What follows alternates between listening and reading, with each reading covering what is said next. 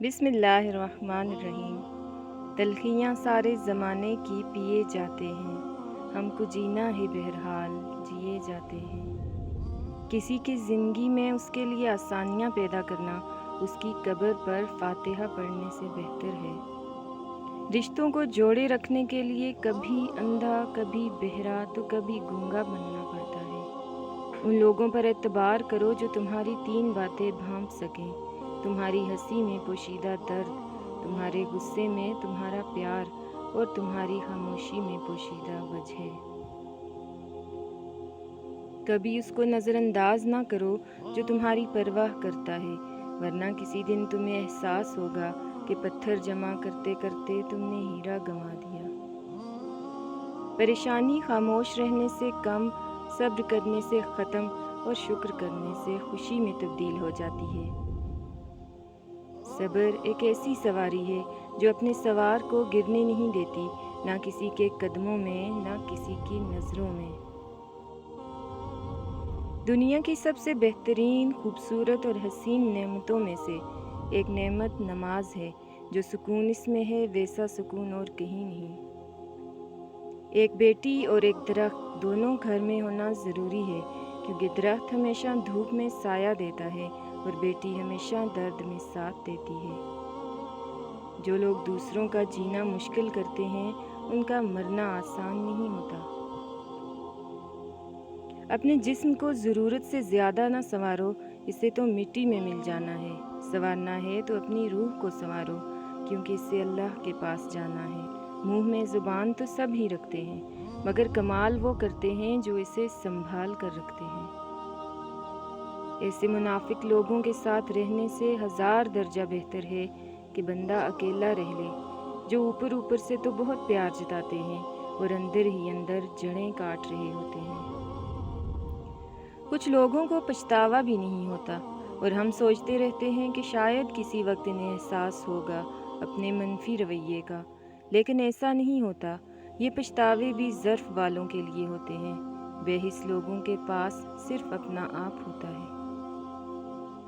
جس چیز کی طلب ہو اسے بانٹتے جاؤ، پھر چاہے وہ رزق ہو، سکون ہو، عزت ہو، محبت ہو یا پھر آسانیاں ہوں، یقین مانو وہ واپس پلٹ کر آپ کے پاس ضرور آئیں گی۔ مردوں کی عقل کو شراب بھی اتنا خراب نہیں کرتی جتنا کہ لالچ کرتی ہے۔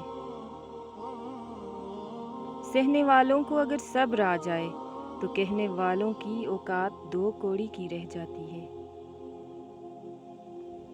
تمہارا ایک رب ہے پھر بھی تم اسے یاد نہیں کرتے، لیکن اس کے کتنے بندے ہیں پھر بھی وہ تمہیں نہیں بھولتا۔ جب دعا کرتے وقت تمہاری آنکھوں سے آنسو آنے لگے تو سمجھ جانا تمہاری دعا بارگاہ الہی میں قبول ہو چکی ہے۔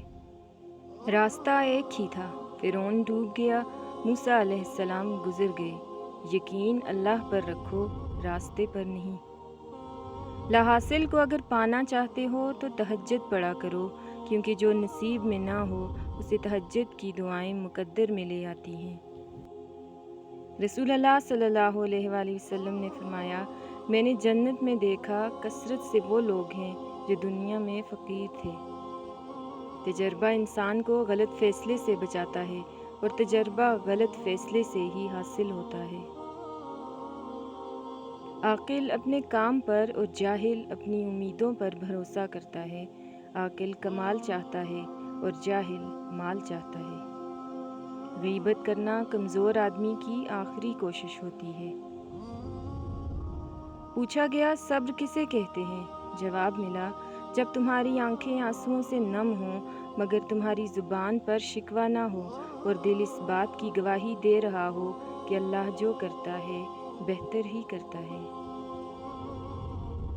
انسان مایوس اور پریشان تب ہوتا ہے جب وہ اپنے اللہ کو راضی کرنے کے بجائے لوگوں کو راضی کرنے میں لگ جاتا ہے۔